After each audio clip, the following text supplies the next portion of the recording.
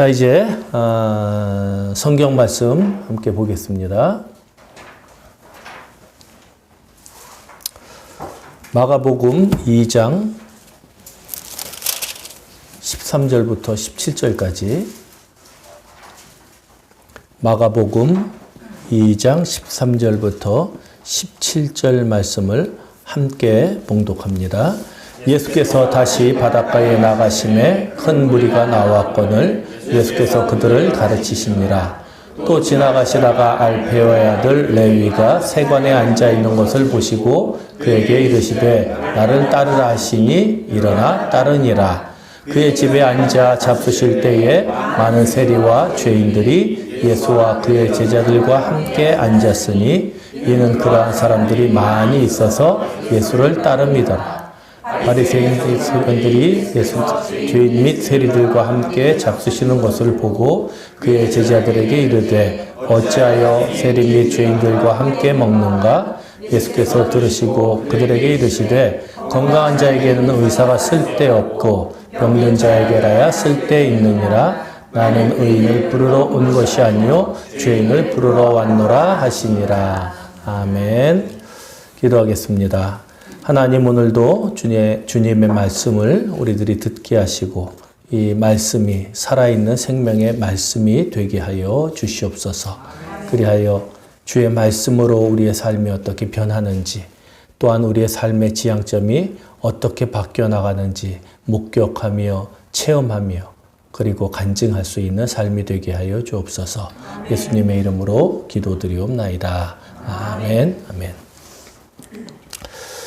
새해가 되면 우리가 뭔가 새로운 일을 하겠다 이렇게 목표를 결정을 합니다. 뭐 아무 때나 결정해도 되는데 꼭 새해가 되면 그러잖아요. 올해는 내가 꼭 성경을 몇 번 읽겠다. 그리고 뭘 하겠다. 그리고 한 2월 지나면 이제 없던 일이 되고 또 새로운 한 해를 또 기다리죠, 우리가. 왜? 중간에 결심을 하면 안 되니까. 꼭 결심은 언제 해야 돼요? 새해에 해야 되니까. 여러분, 결심을 한다는 것은요, 그만큼 그 일이 하기 쉽다는 일입니까? 어렵다는 일입니까? 어렵다는 일이에요. 그러니까 어려우니까 결심을 하는 거예요. 학생은 시험 기간이 되면 공부하기로, 어른은 담배를 끊기로, 주부들은 다이어트를 하기로 결심을 합니다. 그건 뭐냐? 공부하기 싫다는 얘기예요.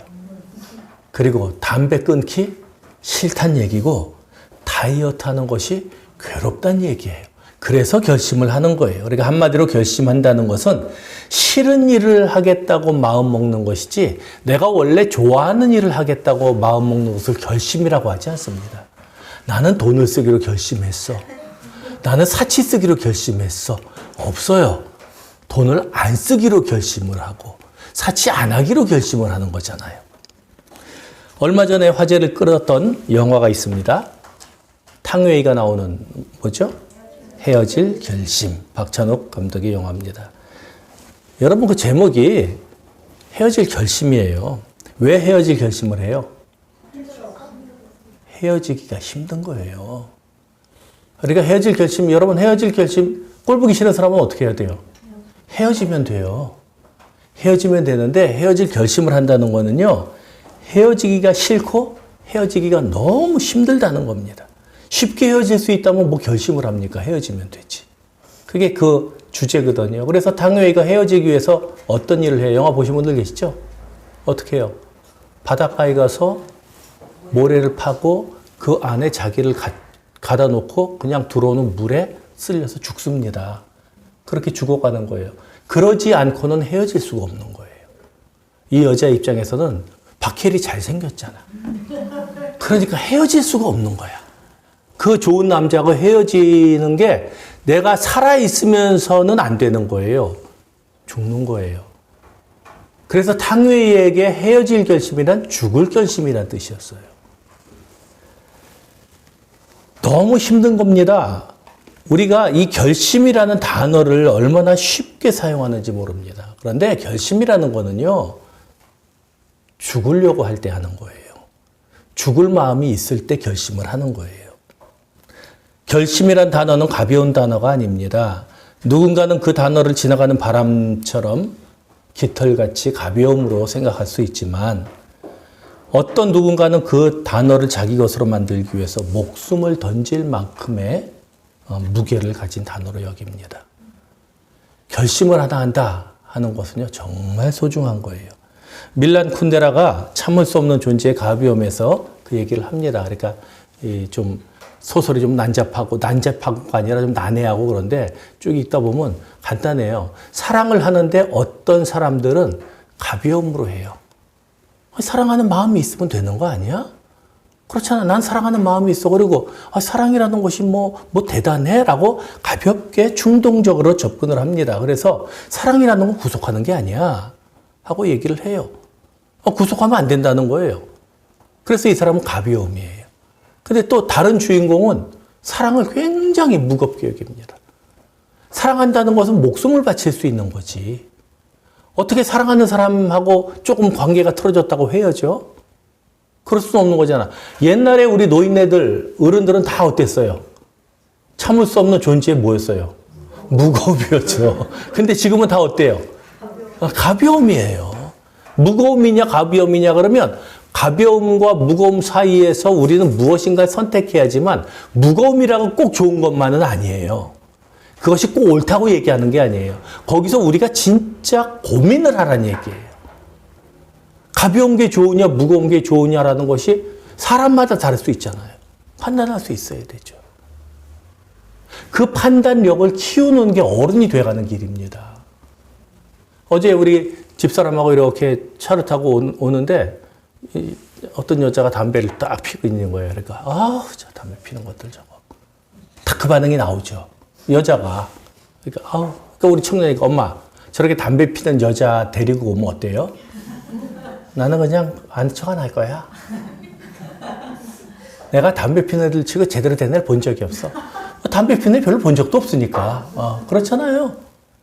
근데 실제로 보면은 주위에 담배 피는 여자들을 보면 사고가 제대로 박혀 있는 여자를 별로 본 적은 없어요. 근데 거기서 문제가 생기죠? 남자는 왜? 남자는 담배를 피워도 되고 왜 여자는 담배를 피면 안 돼? 우리가 그 편협한 사고에서 벗어나야 된다는 거예요. 옳다고 얘기하는 것과는 다른 문제예요. 그런 정죄의식, 그 잘못된 남녀 관계의 이 불평등이 이미 우리 사고를 지배하고 있다는 거예요. 여러분, 아들에 대해서는 그렇게 우리 아들은 이렇고 저렇고. 근데 남의 사위에 대해서 또 우습게 생각하잖아요. 이런 편협한 사고들이요, 우리 속에요, 굉장히 깊게, 이 가벼움이 뿌리 깊게 새겨져 있다니까요. 여러분, 우리가 그 사고를 극복하지 않는 한 어른 되기는 애시당초 틀렸습니다. 틀린 거예요. 왜? 너무 이기적이거든. 제가 요새 느끼는 게 그거예요. 너무 이기적이다. 이 세상에 너무 이기적이다. 그리고 너무 가볍다. 너무 자기 주장만 앞세우고 자기 본위에서만 생각을 한다. 사랑의 문제뿐만이 아닙니다. 이 가벼움과 무거움은 우리 삶의 모든 부분에 나타나요. 종교 생활도 그래요.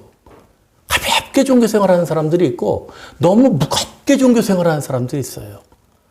그 중간 어디선가 우리는 결정을 해야 돼요. 가정생활도 마찬가지고요. 어떤 자세로 삶을 살아갈 것인가에 대한 문제가 이 가벼움과 무거움, 이 결심의 문제란 말이에요. 오늘 본문은 예수님의 결심으로 시작이 됩니다. 베드로와 안드레 그리고 야고보와 요한을 제자로 삼으셨죠. 그리고 다른 사람을 제자로 삼기로 결심하시는데 성경에 보니까 이게 누구예요? 예, 레위인데 레위는 또 누구죠? 예, 세리죠. 세리는 누구죠? 레위는 누구죠? 세리. 내가 대답한 거, 내가 물어본 거 그게 아니죠? 레위는 누구죠? 마태입니다. 레위는 마태예요, 마태. 세리가 이 레위, 마태. 그래서 레위라는 이름은 마태라는 이름하고 다른 성경을 보면 이제 똑같은 이름입니다. 그러니까 세리, 레위, 세리, 레위가 아니라 레위는 마태다. 여기 이제 마태복음 9장 9절에 이제 그 내용이 나오고요. 우리가 잘 알고 있는 것처럼 세리들은 당시 유대인들에게 매국노로 여겨졌습니다. 그러니까 종류가 여러 가지 있어요. 세리들에게서도 이제 종류가 여러 가지가 있는데 이제 정해진 것을 이렇게 받아가는 세리가 있고 자기 마음대로 측정을 해서 받아가는 세리가 있었어요. 그 이제 세금이 다른 거야. 그래가지고 이 당시의 세리 같은 경우에는 유대인들을 시키는데 네가 얼마를 걷든지 상관 안 해. 우리 로마 정부에 이만큼만 갖고 와. 그럼 되는 거예요. 그러면 그만큼 갖고 가려면은 월급은 내가 거기서 알아서 벌어야 돼요. 그럼 여러분 많이 뜯어내겠어요? 적게 뜯어내겠어요? 많이 뜯어내죠. 그러니까 이걸 먹는 거예요. 어느 세리가 거기에서 나 월급 요만큼만 있으면 되니까 요거만 주세요. 이렇게 하겠어요? 아니죠. 가혹하게 뜯어내는 거예요. 자기 뒤에는 어차피 로마 정부라는 백이 있으니까. 그래서 그 사람들이 세리들이 내는 기부금을 그 당시 유대사에서는 거절했습니다. 얘들이 내는 돈은 더러운 돈이야. 안 받아라고 얘기했고, 랍비들이 가르칠 때는 세리들에 대해서는 네 재산을 지키기 위해서 거짓말을 해도 죄가 안 된다라고 얘기를 했어요. 그러니까 세리는 그만큼 인정을 못 받는 거예요. 그러니까 백성들이 세리에서 아무리 거짓말해도 난 없어! 뭐라고 이래도 그거 죄가 아니야. 이렇게 얘기를 하는 겁니다. 근데 예수님이 그런 세리를 제자로 삼기로 결심을 하십니다. 이거 위대한 결심이에요. 그래서 우리는 위로가 되는 거예요. 나 같은 사람도 예수께서 불러주셨구나. 이 결심 때문에 예수님은 백성들에게, 종교 지도자들에게 비난을 받게 됩니다. 이 결심을 하심으로써 예수님은 이미 자신이 가는 길이 꽃길이 아님을 선포하시는 거예요. 가시밭길이 되겠구나. 그렇죠? 유력한 사람들을 불러서 제자로 삼아야 꽃길이 되죠. 그런데 이미 부른 사람들이 형편없는 사람들인데, 어부들인데, 게다가 세리까지 불렀단 말이에요. 이게 끝났다. 이거는 뻔해요. 가시밭길이에요. 어쩌면 예수님의 제자들조차도 마태는 아니지 않습니까? 그래도 저 세리는 아니죠. 우리가 또 어부면 혹시 몰라도 세리, 이건 아니죠. 라고 얘기했을 거예요. 100% 그랬을 거예요. 하지만 예수님은 마태를 받아들입니다. 이렇게 예수님께서 결심하시자 마태도 결심을 해야 됩니다. 위대한 결심에 위대한 결심이 더해지는 겁니다. 기꺼이 주님을 따르고자 결심을 하고, 그래서 저는 오늘 이 마태의 위대한 결심을 한번 살펴보고자 하는 겁니다. 그의 결심이 얼마나 위대한 결심이었는지, 그로 말미암아 그는 무엇을 잃고 무엇을 얻게 되었는지 살펴보고자 해요. 예수님의 결심도 위대하지만 예수님이니까 라고 얘기할 수 있지만, 마태는 우리와 똑같은 죄인입니다. 그런데 그가 그 부르심을 받아들이기로 작정을 했다는 것 자체가요, 보통 일이 아니에요. 그는 그 결심으로 무엇을 잃었을까? 그 결심은 도대체 무슨 의미일까 하는 걸 살펴보기로 합니다. 첫째로는 이 마태의 결심은 헤어질 결심이었어요. 사랑하는 사람과 헤어진다? 이것보다도 헤어질 결심. 우리가 전에 마태와 마가, 누가와 요한이 모든 것을 버리고 예수님을 쫓았다 그랬죠. 마태와 마가는 배를 버리고 따랐어요. 예수님을. 그렇죠? 그리고 마태와 마가 아니라 베드로와, 내가 지금 마태와 마가라 그랬어요. 이제 치맥기가 있으니까 새겨서 들으셔야 돼요. 베드로와 안드레는 그랬고, 야고보와 요한은 배와 아버지까지 버려두고 예수님을 따랐습니다. 마태는 뭘 버렸느냐? 이건 보통 심각한 게 아니에요. 마태의 결심은 다른 제자들의 결심하고는 차원이 달라요. 10배, 100배 위대합니다. 그의 결심은 자기가 살아왔던 모든 것과 헤어지는 거예요. 자기가 살아왔던 모든 것과 헤어지는 거예요. 다른 제자들은 예수님이 실패하시면 어떻게 하면 돼요? 다시 업으로 가면 돼요. 그러니까 나중에 그러잖아요. 예수님이 돌아가신 다음에 우리 물고기나 잡으러 가자 그러잖아요. 걔들은 물고기 잡으러 가면 돼. 거기 가면 배 있고, 거기 가면 아버지 있고, 거기 가면 같이 일하던 어부들이 있어요. 그런데 마태는 돌아갈 수가 없어요. 예수님을 따른다는 것은 이 세상과의 이제 완전히 단절되는 거예요. 완전한 헤어짐이에요. 다시 세리가 될 수 없습니다. 왜요? 그 자리는 빌 수 있는 자리가 아니야. 너무 많은 사람들이 노리고 있어. 지금 젊은이들이 왜 아이를 못 낳아요? 경력 단절이 되니까. 경력 단절이 되면 무슨 일이 생겨요? 내 자리가 없어져요. 자리가 없어져요. 실제로 자리가 없어져요. 그리고 한직으로 물러나게 되고 중용되지를 못해요. 아이 낳아서 1년 쉰다, 2년 쉰다? 생각을 못해요. 직장이 힘든 직장이면 힘든 직장인대로 그게 힘들고, 돈 많이 버는 직장이면 돈 많이 버는 직장대로 그게 힘든 거예요. 그것을 이기적이다라고 볼 수도 있어요. 하지만 그만큼 어려워요. 이 세리도 마찬가지예요. 그런데 이 마태가 어떤 결심을 하느냐? 내가 지금 예수님을 따른다 생각 안 했겠어요?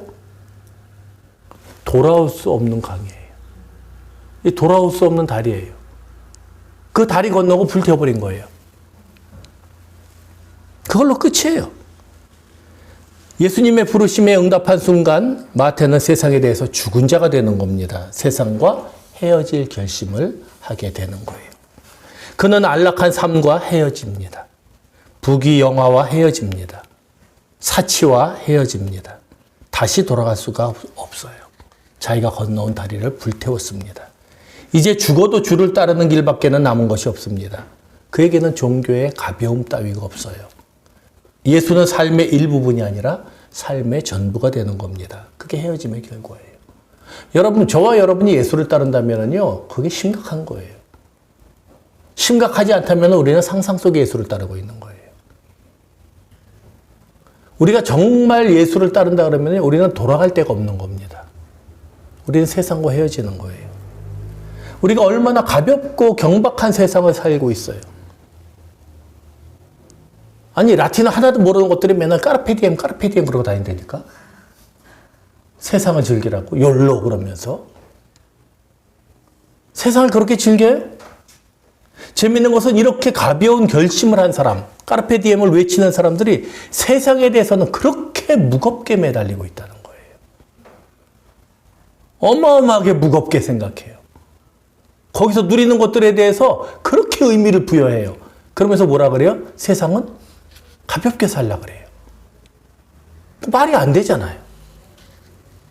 뭐 자기 거 잃어버리면은요, 죽을 듯이 눈이 빨개져가지고 광분을 해요.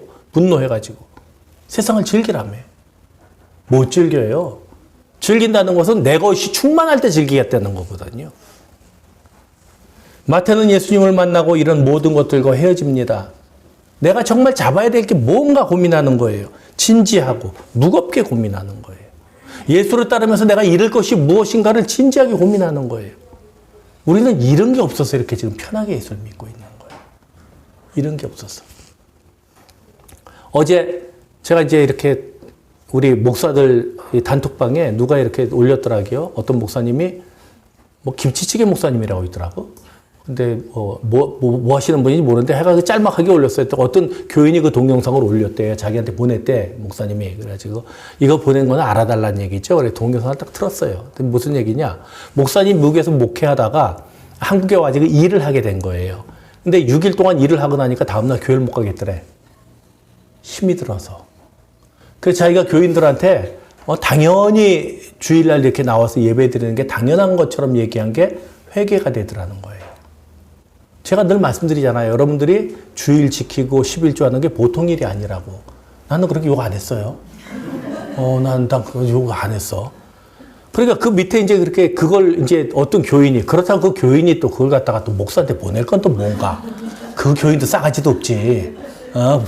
보낸 교인 수준도 알만해요. 그런데 그 밑에 알아달라는 거죠. 그래서 제가 그랬어요. 알아줘야죠. 칭찬해줘야죠. 얼마든지 목사님 칭찬받고 싶은 거 아닙니까? 많이 칭찬해 주세요 그랬어요. 그런데 그 밑에 또 어떤 목사님이 그러더라고요. 정말 화가 난다는 거예요. 이따위 정신으로 어떻게 신앙생활 하냐는 거예요. 하늘의 것이 얼마나 큰데, 받은 것이 얼마나 귀한데, 그것하고 이거. 그 말이 맞아. 틀리지 않아. 근데 짜증이 확 나는 거예요. 이 새끼는 이렇게 공감 능력이 없어가지고 어떻게 목회를 하지? 짜증이 나는 거예요. 그래서 무슨 생각이 드냐? 우리 만났을 때 제가 그랬거든. 요새 목회하는 게 너무 힘들어요. 교인들이 알아주는 것 같지도 않고. 지도 알아주길 원하잖아. 모든 사람이 알아주길 원해요, 여러분. 저도 여러분들이 저를 알아주길 원해요. 목사님 힘드시죠? 헌금 많이 할게요. 나도 그래주길 원해. 나도 그래주길 원해요. 또 여러분들은 어때요? 요새 살기 힘들죠. 제가 열심히 기도하고 있어요. 그러길 원하잖아요. 그게 뭐가 힘들어요? 주일날 나오는 게 당연한 거지. 그것도 안 나오면서 무슨 그리스도인이라 그래요. 그거 아니에요. 여러분, 그렇게 공감 능력 떨어져가지고는요, 우리 어른 못 돼요. 애들 어렵다 그러면 어렵다는 거 어려운 줄 알아야 돼요. 야, 뭐가 어려워? 나는 말이지, 그래, 라떼나 먹어. 라떼는 그러지 말고 그냥 라떼나 먹으라고. 여러분, 제가요, 저도 오늘 청년이랑 얘기하다 보니까 이제 그러는 거예요. 이제 얘가 뭐 나중에 방을 또 얻어야 된다 그러지고, 야, 그래도 지하는 얻지 마라. 왜요? 지하는 안 좋더라. 아빠가 지하에 살아봤다.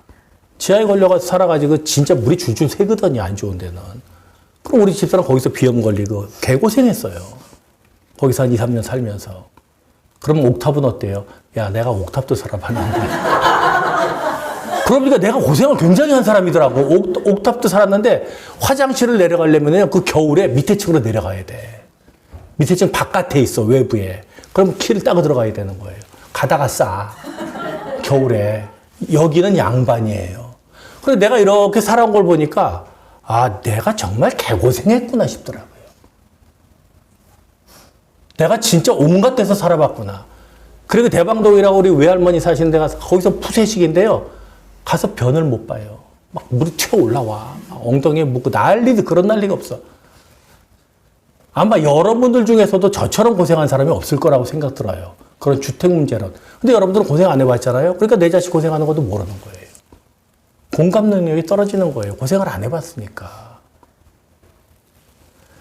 여러분, 그렇게 쉽게 우리가 판단하고 쉽게 생각하고 그게 뭐가 어려워. 라떼는 그렇게 얘기하지 마세요. 그렇게 얘기하면 안 돼요. 무겁고 진지한 고민이에요. 우리의 신앙도 마찬가지입니다. 자기는 힘들다고 교인들이 알아주길 원하면서 교인들이 힘든 건 알아주지는 못하고 그걸 갖다가 오히려 천국을 소유한 사람들이 그럼 지는 만국을 소유했나? 천국을 지는 소유 안 했나? 그리고 왜 힘들대? 아, 나한테도 그랬거든. 아, 형님 우울증 걸릴 것 같아요, 저. 왜? 아, 코로나 때문에 교인들이 안 나오니까는요. 제가 정말 힘이 들어서 못 살겠어요. 그 얘기 내가 들었거든. 그러니까 그렇게 얘기하면 안 되지. 이번에 모임 가면은 제가 뭐라고 그럴지 모르겠어요. 네. 제가 또 그런 말을 하는 사람이 또 아니라서. 자, 두 번째는 미움받을 결심을 해야 됩니다. 헤어질 결심 다음에는 미움받을 결심이에요. 세리는 모든 유대인들에게 증오의 대상입니다. 바리새인이나 서기관과 같은 경건한 유대인들은 물론이고 그 사회에서 지탄의 대상인 죄인들에게도 조롱을 받았어요. 그게 세리예요. 그러니까 신분으로서는 돈 가진 거로서는 최하층이 아닌데 그 인정받는 그 뭐라 그럴까 그 가치로서는요 최하예요. 최하. 종들보다도 못해요. 16절을 보면 바리새인들과 서기관들이 예수께서 죄인 및 세리들과 함께 잡수시는 것을 보고 그의 제자들에게 이렇게 묻습니다. 어찌하여 세리 및 죄인들과 함께 먹는가? 그러니까 세리는 죄인과 똑같은 단어입니다. 세리는 같은 죄인과 같은 부류의 사람인데 당시 유대인들은 세리를 함부로 대하지 못했습니다. 그럼에도 불구하고. 왜요? 돈이 있잖아요. 예나 지금이나 아무리 속으로 무시, 아우 저 배우지 못한 것도, 저 싼 것, 돈 빌려드릴까요? 네. 그런 거예요. 돈 가지고 있는 게 최고예요. 세리들은 그것 때문에 멸시받아도 버티는 거예요. 그래도 내가 돈이 있으니까. 니네가 아쉬울 때는 나한테 돈 빌리러 오잖아. 뒤에서는 욕합니다. 저 세리 인간같이 다는 것들 말이지. 진짜 격이 떨어져가지고 저거 없어져야 돼. 벌레들이야, 벌레들. 그래서 돈 빌릴 때는 쫓아가는 거예요. 그래, 잘 있었나? 돈 좀 필요한데. 자존심 세우면서 말이죠. 옛날에 우리 양반이라는 것들이 그랬잖아요. 중인들이 돈 가지고 있으면 거기서는 거드름 떨다가, 그래, 뭐 돈 좀 빌릴 수 있나? 이랬을 거 아니에요. 참 치사한 놈들이죠. 우리가 잘 알고 있는 세리장, 누가 있죠? 세리장 그럼 딱 나와야지. 성경을 그렇게 많이 읽었으면. 세리장 삭개오. 삭개오가 예수님을 만난 다음에 뭐라고 약속을 했죠? 빨리 얘기해야죠. 자기 재산의 절반을 가난한 자에게 나눠주겠다. 절반 나눠줬을 때 받았겠어요? 안 받았겠어요? 그때 갈릴리 신보에 기사가 나왔어요. 난리 났다고. 갈릴리 신보에 난리가 났다고. 사람들이 줄을 쓰는 거예요. 그거 받아보겠다고. 그러겠어요? 안 그러겠어요? 그렇게 멸시했는데, 그렇게 무시했는데 돈 준다면 줄 쓰는 거예요. 돈 준다면 줄 쓰는 거예요. 세상이 그만큼 가벼워요. 돈에 대해서는요, 족보도 뭐가 없어. 그만큼 무시당했던 세리들은 돈이 중요합니다. 내가 무시당하면서 버티는 이유는 뭐 때문에 버텨요? 돈이 나한테 있기 때문에 버티는 거예요. 이 돈을 가지고 있으면 얘네들이 나를 무시하지 못해라는 생각이 꽉 차 있는 거예요. 그런데 이제 방향이 바뀌었어요. 마태가 더 이상 돈을 쫓지 않기로 결심한 거예요. 그렇죠? 세리에서 그만둔 거 아니에요. 이제 돈이 없어졌네. 이제 끝났네. 이 말뜻은 뭐냐? 이제까지 받아왔던 눈에 보이지 않았던 그 천대가 있었잖아요. 그 천대 플러스 또 새로운 무시가 자기한테 다가온다는 거예요. 그전에는 돈이라도 있으니까 자기가 미움을 받아도 사람들이 티를 안 냈는데 돈이 없어요. 그럼 이제 새로운 미움이 생긴 거예요. 근데 거기에다 또 누구 제자예요? 예수 제자예요. 이거는 이제 큰일 난 거예요. 미움이 갑절이 되는 겁니다. 마태가 그걸 모르냐? 뻔히 알죠. 아, 내가 이 돈줄을 놓는 순간 사람들은 더 이상 나를 인간 취급을 하지 않을 거야. 왜? 내가 세리했던 것은 평생 나를 쫓아다닐 테니까. 여러분, 제가 70세 은퇴하면 저를 뭐라고 부르실 거예요? 영감님 그럴 거예요? 뭐라고 부르겠어요? 목사님이라 그럴 거 아니에요. 왜? 은퇴했는데? 은퇴해도 목사예요. 세리 그만뒀다고 뭐라 그러겠어요? 내리라 그러겠어요? 세리예요. 세리는 세리예요. 평생 세리예요. 평생 무시받아요. 근데 거기에다 돈까지 없어요. 더 무시받아요. 근데 거기다 예수 제자예요. 끝. 여러분이 그런 상황이면 예수 따르겠어요? 여러분이 가지고 있던 그 알량한 자존심, 그 버티고 있던 것까지도 내려놓고 거기에다가 예수 믿는 사람이라고 드러내야 되는데 그 무시까지 당하면 세리가 지금 미움받을 결심을 한 거예요. 얼마나 큰 결심인지 모릅니다. 종교 지도자들은 예수를 인정하지 않았죠. 백성들도 단지 먹고 배부르려는 자신들의 이익만을 위해서 예수님을 따랐습니다. 일부 제자들은 혁명을 꿈꿨습니다. 새로운 나라의 우편과 좌편에 앉고자 하는 야심을 가지고 있었죠. 그 어디에도 마태가 인정받고 존중받을 자리가 없어요. 종교 지도자들한테도 못 받아요. 백성들한테도 받을 수가 없어요. 제자들 사이에서도 인정받지 못해요. 그게 마태 위치였다. 그럼에도 불구하고 결심을 해요. 예수를 따르겠다고. 왜? 그만한 가치를 거기서 발견한 거예요. 예수님이 누가복음 6장 26절에서 말씀하십니다. 모든 사람이 너희를 칭찬하면 화가 있도다. 또 마가복음 13장 13절에서 이렇게 말씀하십니다. 또 너희가 내 이름으로 말미암아 모든 사람에게 미움을 받을 것이나 끝까지 견디는 자는 구원을 받으리라. 우리가 미움받는 건 너무 당연하다는 거예요. 여러분, 저와 여러분이 미움받는 건 너무 당연해요. 세상이 우리를 미워하지 않으면 안 돼요. 우리를 미워해야 돼요. 이 말씀을 오해하면 안 됩니다. 예수님이 말씀하시는 미움이란 삶의 행위에서 나타나는 미움이 아닙니다. 우리의 범죄로, 우리의 잘못으로 나타나는 미움이 아니에요. 정광훈 같은 사람이 미움받는 그런 미움을 받으라는 얘기가 아니에요. 정명석 같은 그런 게 아니에요. 하여간 그런 거 미움받아 마땅하죠. 내가 잘못한 건 내가 미움받을 거리를 한 거 아니에요.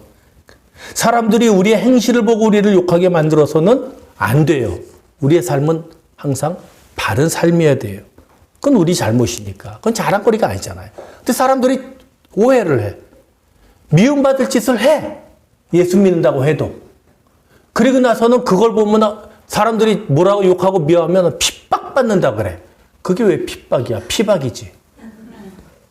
그게 왜 핍박이에요? 아니, 내가 잘못했는데, 내가 잘못해가지고 내가 당하는 미움을 왜 핍박이라고 생각을 해? 그 생각 자체가 잘못됐다고요. 욕먹어야죠. 잘못했으면 욕먹어야죠. 여러분 두려워하지 마세요. 기독교인이 점점 줄어들어요. 사람들이 기독교에 대해서 편협해져요. 이 땅에 기독교인이 아직도 700만, 800만 명이래요. 너무 많지 않아요? 더 줄어서 70만 명이라도 돼요. 7만 명이라도 돼요. 기독교요? 12명부터 시작했어요. 10,000명이 되면 어때요? 여러분이 그 10,000명 가운데 남아있으면 돼요. 아, 그러면 다 이슬람이 판칠 텐데요? 그게 뭐가 어때서요? 판치라고 놔둬요. 여러분들이 가지고 있는 그 신앙에 그렇게 확신이 없어요? 그 진리에 대한 자신감이 그렇게도 없어요? 다 다수가 승자라고 생각하고 다수가 진리라고 생각해요? 기독교가 다수기 때문에 따르는 거예요? 그 정도 확신 없이 예수 믿지 마세요. 10,000명이 남아도 나는 그 10,000명 가운데 속하겠다고 자신을 가지시라고요. 그 정도 확신은 있어야 우리가 예수를 따를 거 아닙니까? 이게 새싸움을 하고 있어, 기독교가 항상. 우리는 몇십만 명이고 몇백만 명이고 우리가 절대 다수의 종교고, 그럼 소수가 되면 다 교회 떠나겠다는 얘기냐고요. 그걸 믿음이라 그러겠냐고. 그리고 왜 우리는 항상 다수여야 되냐고. 예수님이 옳기 때문에? 예수님이 옳아서 그렇게 다수였냐고요. 언제부터 다수였냐고요.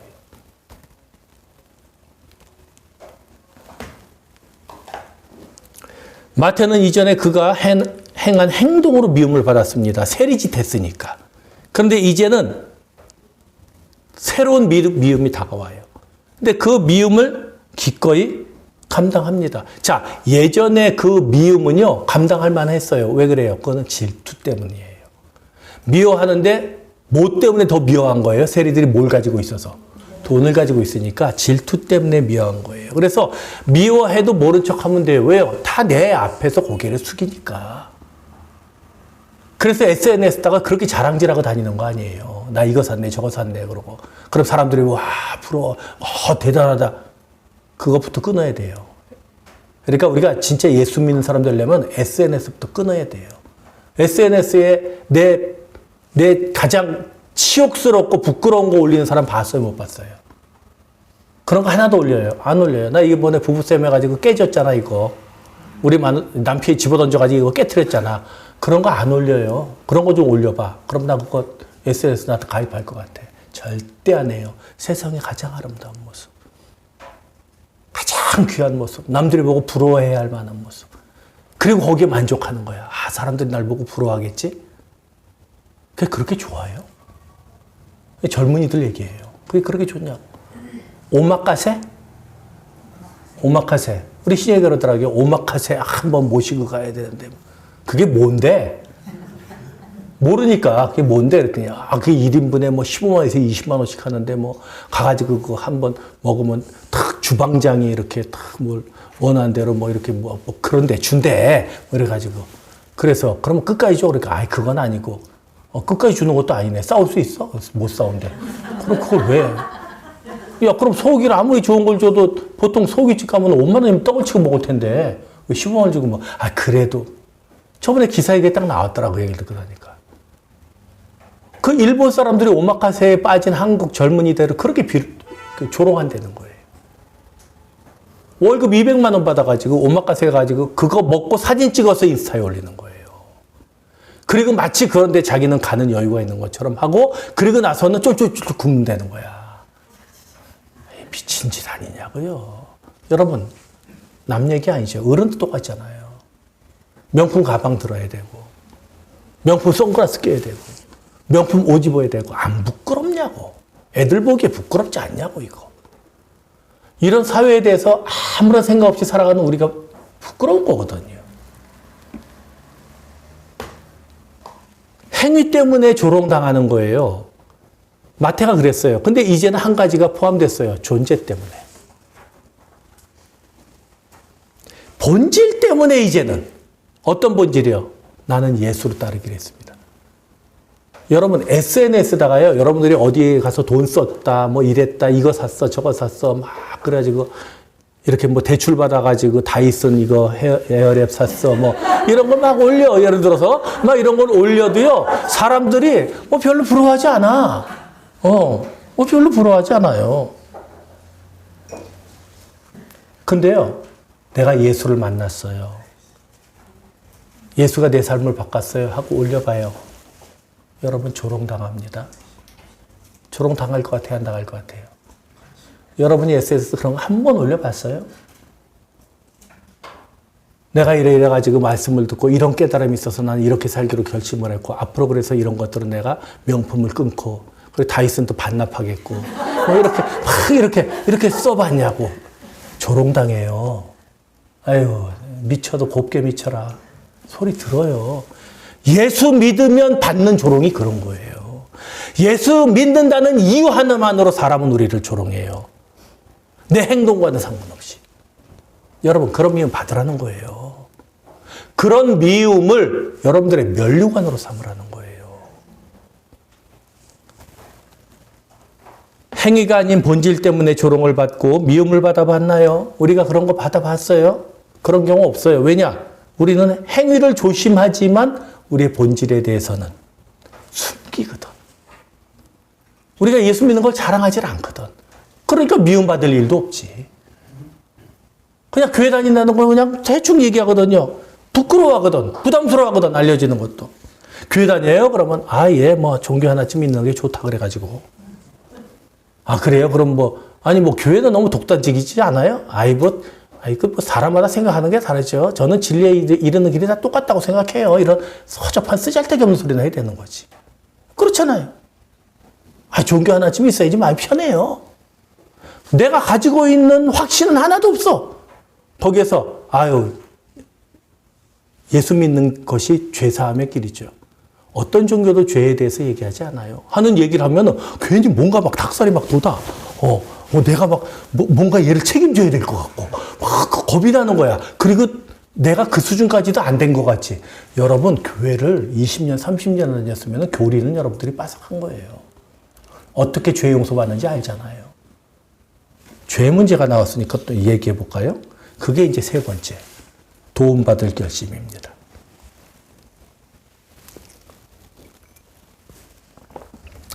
예수님은 바리새인들과 서기관들이 세리들과 죄인들과 함께 어울리는 것을 비판하자 건강한 자에게 의사가 쓸데없다. 병든 자에게 의사가 필요하다라고 얘기를 합니다. 그리고 이어서 나는 의인을 부르러 온 것이 아니라 죄인을 부르러 왔다라고 말씀을 하셔요. 지금 여기서 지금 마태 부르면서 얘기하신 거 아니에요. 그럼 쉽게 말하면 부름받은 사람 누구였죠? 마태죠. 마태는 누구예요? 병든 자죠. 그리고 또한 죄인이죠. 그럼 마태는 그걸 인정해야 되죠. 여러분 병 들었어요? 요새 허리가 아프고 눈이 아프고 막. 그런 병은요. 한 60 넘어가면 모이면 사람들이 맨날 하는 얘기가 다 아픈 얘기만 해. 아주 병신들만 다 보이나 봐. 그런 얘기를 내가 안 하려고 아주 결심을 하거든요. 그것을 하도 들어가지고. 모이면은 목사고 나발이가 다 필요 없어. 맨날 건강 얘기에 뭐에 좋대, 몸에 막 이 얘기만 해야 되는 거야. 그래가지고, 늙으면 절대 저 얘기 안 해야겠다. 그런데 어느샌가 나도 하고 있어. 아프지? 우리 병 들었어요. 영혼은 병 안 들었어요? 이제 이 문제가 조금 그래. 영혼 생각해 봤어야지.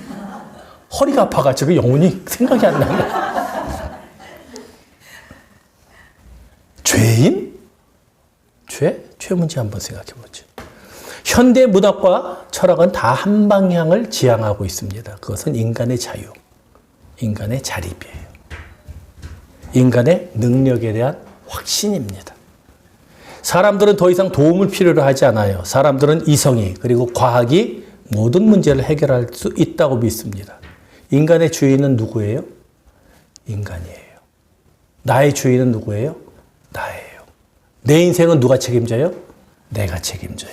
그게 현대인들의 사고방식이에요. 여러분들은 달라요? 여러분들 똑같아요. 저는 달라요? 저도 그런 생각하고 살아요. 그래서 인간을 도울 존재는 인간밖에 없다. 어떤 인간? 나라는 인간. 그게 우리의 생각이에요.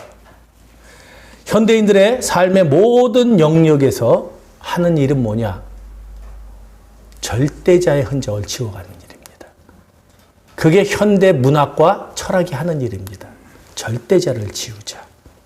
하나님이라는 이름에 대해서 거부감을 느끼고 죄란 단어에 대해서는요, 아주 소름 끼치게 싫어요. 뭐가 죄야 도대체? 그들은 자신이 환자라는 걸 인정하지 않아요. 자신이 죄인이라는 것을 인정하지 않습니다. 언제나 나는 건강하고 언제나 나는 죄 없다라고 얘기를 해요. 성경은 우리에게 손을 내밀라고 가르칩니다. 성경은 우리에게 요청하라고 얘기해요. 우리에게 하나님을 찾아야 한다고 말해요. 그리고 예수님께서 하시는 말씀은 그거예요. 너희는 아픈 사람이야. 너희는 아픈 사람이야. 너희는 죄인이야. 근데 이 말 들으면 싫은 거예요. 내가 왜 아파? 내 영혼이 얼마나 건강한데. 내가 왜 죄인이야?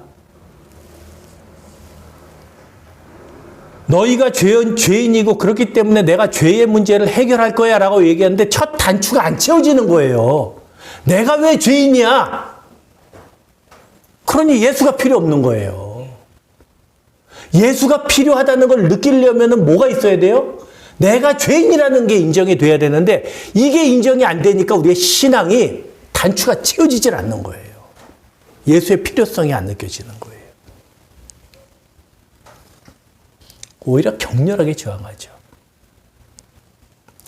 사람들은 그나마 아픔을 얘기하면 고개를 끄덕거려요. 교회에서 고난에 대해서, 역경에 대해서, 아픔에 대해서 힘드시죠? 사업하느라고 얼마나 힘들어요? 애 키우느라고 얼마나 힘들어요? 주일 지키는 게 그렇게 힘들잖아요? 아까 얘기한 거 그거예요. 우리가 살아가는 게 얼마나 힘들어요? 힘들어요? 그러면, 그래요. 우리 그러면 주님의 도움을 요청해봐요. 그러면, 내가 힘든데 좀 나를 도와주시옵소서. 난리 쳐요. 기도합니다. 여러분 힘드시죠? 여러분들의 죄의 무게 때문에 힘드시죠? 여러분들의 그 타락한 본성 때문에 힘드시죠? 그럼 뭐라고 씨부리노? 딱 그 반응이에요. 여러분 제가 여러분들의 죄에 대해서 통렬하게 비판하면 여러분들은 인정하겠냐고요. 나처럼 산 사람이 어디 있는데 내가 무슨 죄를 졌다고? 죄인이라는 단어만 나오면 화가 나는 거예요. 왜 나보고 죄인이래? 나처럼 산 사람이 또 어디 있다고? 근데 예수님은 모든 사람을 죄인이라 그런단 말이에요. 성경은 너, 나 할 것 없이 다 죄인이라고 얘기를 한다. 그걸 받아들이기가 싫은 거예요, 우리가. 그게 우리의 죄예요. 바리새인과 서기관들은 병든 자가 아니었습니다. 건강했습니다. 아프지 않았어요. 죄인도 아니었어요. 율법 잘 준수했거든요. 그러니까 자기가 죄인이다. 죄인들아 그러면 화가 나는 거. 왜? 율법을 나만큼 지킨 사람이어야 되는데. 여러분들이 저하고 목사님 죄인이죠? 그러면 제가 종교적인 기준으로 보면 지금 네가 나를 죄인이라 그래? 니네 주일날 놀러 갔잖아. 나는 27년 동안 주일 빠진 적이 없어. 내가 그 얘기 들으려고 외국 안 나가? 이렇게까지도 얘기할 수 있죠? 근데 그런 마음 가지고 있는 자체가 죄가 될 수 있죠. 여러분들은 그럴 거 아니에요. 그래서 주일을 27년 동안 이렇게 내가 안 빠졌는데, 주일 빠진 사람들이 그렇게 할 말이 많아. 그럼 여러분들 머릿속에 딱 생각이 뭐가 들어요? 교만하네, 우리 목사님. 주일 지킨 걸 굉장히 공로로 삼네. 우리가 신학을 또 배웠잖아. 이게 또 주워 들은 게 있거든, 또. 이게 자기의가 됐구만, 저게. 알잖아요. 그럼 그거 죄 아니에요, 사실. 죄잖아요. 죄가 얼마나 우리 삶의 영역에 깊이 뿌려져 있는지 우리가 모른다니까. 그리고 나는 죄인이 아닌 것처럼 생각한다니까요. 서기관과 바리새인들이 그랬어요. 너무 의로워서 죄인이야. 너무 의롭게 살아서 죄인이야. 여러분 이 세상에 부한 사람들, 가난한 사람들 이해 못합니다. 왜요? 겪어봤어야 알지. 가난한 사람이 부한 사람 경험 못하는 것처럼 똑같아요. 죄도 마찬가지예요. 예수 믿는 사람들이 종종 하는 질문이 있습니다. 간단한 질문이지만 동시에 심각한 질문이고 여기에 대한 답을 드립니다. 우리가 왜 죄인이냐는 거예요. 우리가 왜 죄인이냐. 여러분 이 문제에 대한 해결이 없이는요. 우리가 왜 예수를 믿어야 되는가에 대한 더 깊은 질문으로 못 들어가요. 내가 왜 죄인이고 도대체 언제까지 나를 죄인이라고 그럴 거냐 하는 문제예요. 나 별로 죄 짓지 않았고 착하게 살고자 애쓰는데 왜 우리를 죄인이라고 그러냐. 우리가 애들한테 주일학교 때 이제 아이들 키우면서 주일학교 이제 얘기를 해요. 그러면 제가 주일학교 설교도 했었으니까 그러면 죄인이라고 그러면 왜 죄인이라고 그러냐. 그러면 간단해요. 너 친구랑 싸웠어 안 싸웠어? 싸웠어요. 그게 죄야. 너 뭐 말씀 들었어 안 들었어? 안 들었어요. 그럼 그게 죄야. 너 친구하고 나눠서 가졌어 안 가졌어? 안 가졌어요. 그게 죄야. 우리 그렇게 설명해요. 그럼 어른들한테는 뭐라 그러느냐? 간단해요. 주일 지켰어요? 안 지켰어요? 빠진 적 있어요? 없어요? 있어요. 그거 죄예요. 11조 한 번도 거른 적 있어요? 없어요? 있어요. 그거 죄예요. 사치했어요? 안 했어요? 했어요. 그거 죄예요. 간단해요. 이게 죄예요. 그럼 이거 죄라 그러는데 딱 벌써 걸리는 게 그거죠. 이게 죄야? 아니, 기도했어요, 안 했어요? 성경 읽었어요, 안 읽었어요? 수도 없이 많아요. 근데 이런 걸 가지고 우리가 죄라고 얘기해서, 아, 그렇구나. 내가 이게 죄구나. 성경을 안 읽었네. 그럼 몇 번을 읽어야 죄가 아니야? 1년에 몇 독? 1독? 2독? 3독? 4독? 5독? 뭐, 기준이 뭐야? 기도도 몇 번 하는 게 죄가 아니야. 사치는 어디까지 가? 이 기준을 누가 정해요? 내가 정하잖아요. 그럼 뭐라고 했어요? 나는 주일날 그래도 2번밖에 안 빠졌어요, 1년에. 쟤는 10번 빠졌어요. 간단하죠. 나는 성경을 그래도 한 신약 성경 마태복음 3장은 읽었어요. 1년 동안. 쟤는 펼쳐보지도 않았어요. 하나님께서 정말 그런 것 때문에 성경을 안 읽은 것 때문에 죄라 그러시느냐. 벌써 뭐라 그래요? 이 죄의 기준이 우리는 뭐가 있는 겁니까? 남과의 비교에 있잖아요. 죄가 정해졌잖아요. 제가 자주 말씀드리죠. 우리의 죄는 지엽적인 문제가 아니라 본질적인 문제고 행위적인 문제가 아니라 존재적인 문제예요. 한마디로 죄란 하나님과의 비틀어진 관계를 얘기하는 겁니다. 그 비틀어진 관계는요, 타고난 불치병이에요. 이건 안 고쳐져요. 우리가 왜 죄인이에요? 라고 얘기할 때 우리가 무엇을 죄로 삼고 있느냐라는 기준을 누가 세운다는 거예요? 내가 세우는 거예요. 왜 내가 세워요? 항상 뭔가 비교 대상이 있으니까. 여러분이 죄인이라고 인정 안 하면 내가 왜 죄인이라고 인정 안 해요? 그럼 어떤 사람은 나는 살인을 안 했어요. 라고. 그죠? 살인을 안 해도 그러면 강간범은 또 죄인이 아닐 수 있네. 또 어떤 나는 평무소를 안 갔으니까. 형무소 안 가는 게 기준이 되네. 이 기준이 수도 없이 많죠. 사람한테 물어보세요. 형무소 가서 너는 죄인이 아니냐? 아니, 죄는 졌죠. 죄는 졌죠. 그럼 죄인이 아니야. 아니, 죄는 졌지만 그렇다고 내가 그렇게 죽을 죄를 진 건 아니잖아요. 이 얘기가 꼭 나온다고요. 죄란 무엇이냐? 의의 기준을 남과 비교하는 게 죄예요. 그래서 나는 건강하다. 나는 저들보다 낫다. 하고 이거 비교하면서 내가 왜 죄인이야? 라고 생각하는 게 죄라고. 왜? 내가 왜 죄인이야? 라고 얘기할 때는 내가 왜 죄인이야에 대한 비교되는 누군가가 있을 거 아니에요. 그래, 안 그래요? 비교되는 누군가가 있잖아요. 나도 모르게 막연히 내가 왜 죄인이야? 나는 죄가 없어. 나는 이 정도면 괜찮아 라고 얘기하면 나보다 못한 사람들이 있겠죠. 내가 사치에 있어서는 나보다 더 사치한 사람이 있을 거고, 내가 잔인한 걸로 따지면 나보다 더 잔인한 놈이 있을 거고, 내가 바람을 피웠으면 돈 후항이 있을 거고, 온갖 범죄자들을 내 머릿속에 꽉 채워놓고 나는 그들보다 낫다예요. 나보다 더 의인과 비교해서 나는 죄인이라는 생각을 한 번도 나는 한 적이 없어요.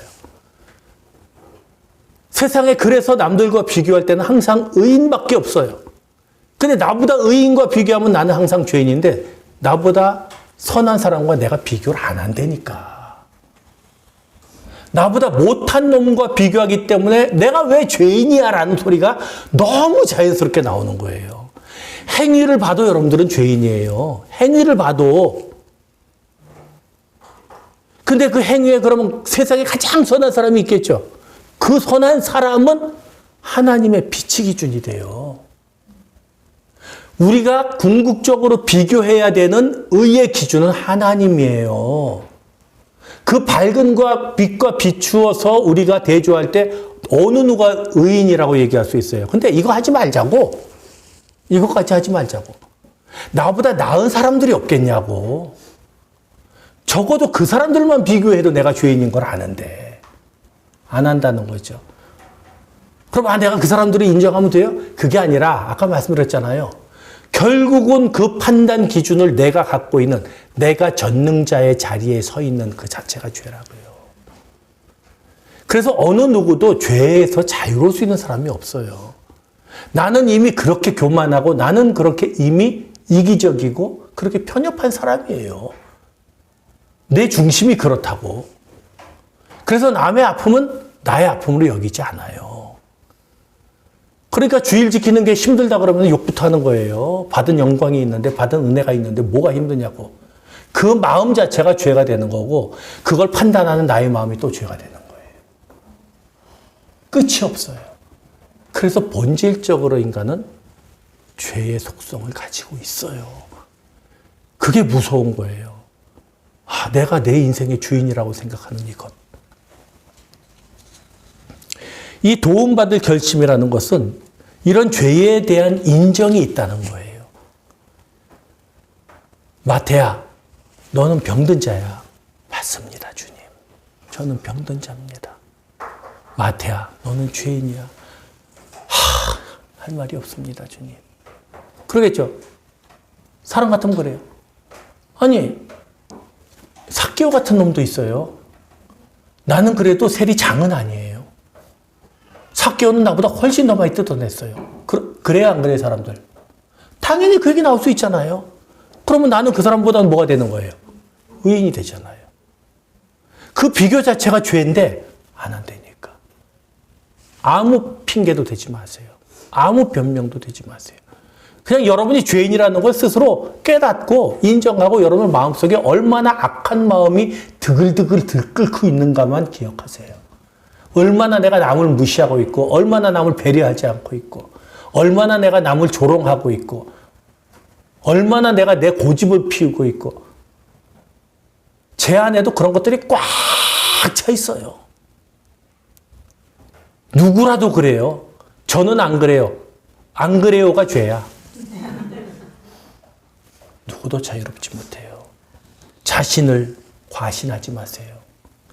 자신의 판단을 신뢰하지 마세요. 특히 자비와 긍휼이 없는 마음이라면 그 마음은 통회해야 돼요.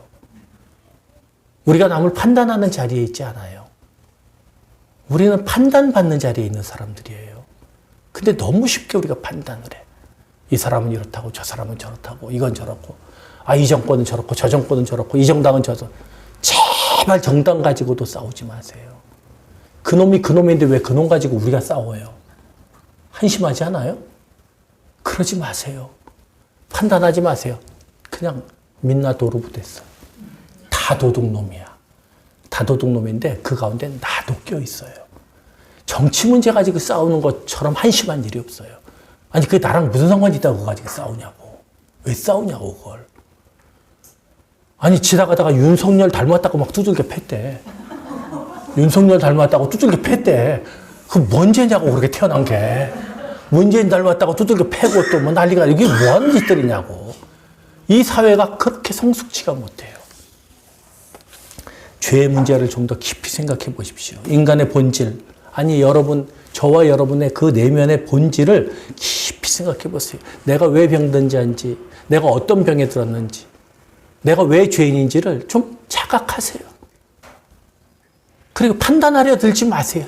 제발 판단하려 들지 마세요. 남의 신앙 판단하지 말고, 남의 처지 그냥 판단하지 말고, 그냥 나나 잘하자. 진짜 명언이죠. 너나 잘하세요. 우리가 만일 바리새인과 서기관처럼 건강한 사람들이라면 그냥 예수 안 믿으면 돼요. 예수 떠나세요.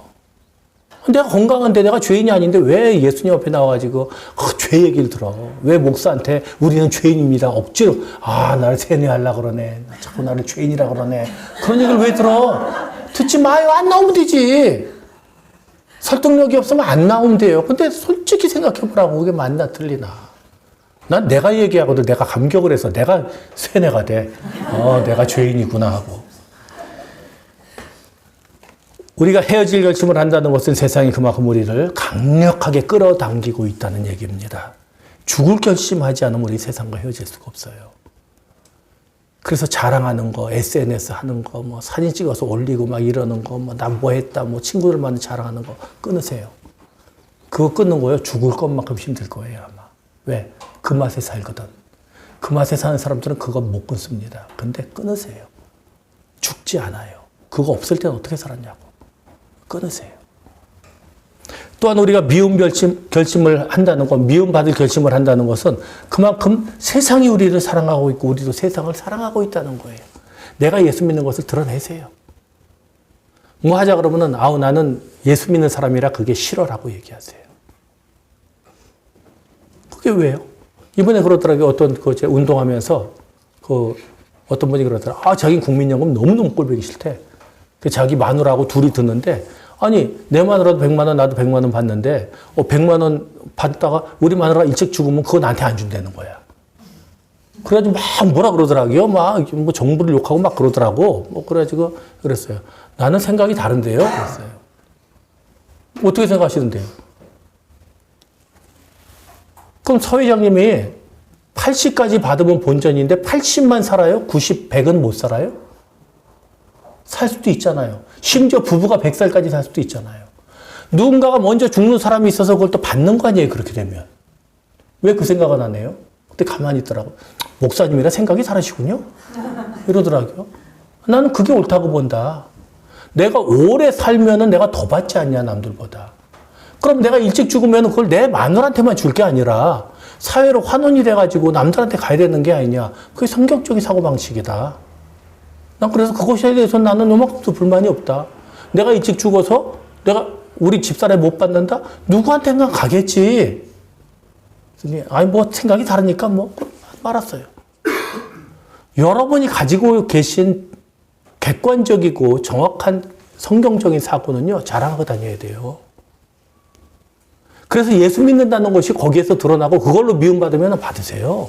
받아야지 뭐. 또한 우리가 도움받을 결심을 한다는 것은 내가 환자라는 것을 인정하는 거예요. 그만큼 나 자신을 신뢰할 수 없다는 것을 고백하는 겁니다. 여러분, 세상에 절대 믿을 수 없는 게 여러분이에요. 내 자신은 절대 믿으면 안 돼요. 나를 속이는 건 다른 사람이 아니에요. 다른 사람이 속이면 여기에다가 뭐 문자 보내잖아요. 이렇게. 그러면 이거 누를까 말까 안 눌러요. 다 의심해가지고. 안 누르잖아요. 근데 내 안에 드는 생각은 내가 의심 안 해요. 여러분들 안에 드는 생각을 의심하세요. 여러분들이 가지고 있는 판단이 옳지 않다고 여기세요. 여러분들의 적은 여러분이에요. 남이 가지고 있는 사람들이 여러분들을 설득하려고 난리를 치고 막 그래도 여러분 넘어가요, 안 넘어가요? 안 넘어가요. 가지고 있으면 딱 나는 윤석열이 최고야. 나는 문재인이 최고야. 안 넘어가요. 절대 안 넘어가요. 아무리 별소리를 다 갖다 해도 이재명 죄 없대. 그럼 죄 없는 거야. 증거가 나와도 조작이래. 그 조작인 거야. 지금 세상이 나를 속이고 있어요? 내가 나를 속이고 있어요? 내가 나를 속이고 있는 거예요. 그러면 안 돼요. 모든 분야, 정치뿐만이 아니에요. 모든 분야에서 내가 나를 속이고, 사람을 대하는 것도 그래요. 저 사람 나쁜 사람이야. 딱 그렇게 정하면요. 이 사람이 무슨 짓을 해도 난 나쁜 사람이에요. 이건 뭐예요? 내가 나를 속이는 거예요. 나를 속이는 최고의 주인공은 나예요. 내가 나를 속이지, 남이 나를 속이지 못해요. 왜? 그럼 방어가 되거든. 내가 나를 속이는 건 방어가 안 돼. 그래서 여러분들이 제일 조심해야 될 게 도움받을 결심이에요. 나는 모른다. 나는 죄인이다. 그 자신감 없음을 가지고 살아야 돼요. 그 부분에 있어서는. 여러분 절대 옳지 않아요, 여러분. 저도 절대 옳지 않아요. 절대 옳은 사람은 없어요. 우리는 도움이 필요해요.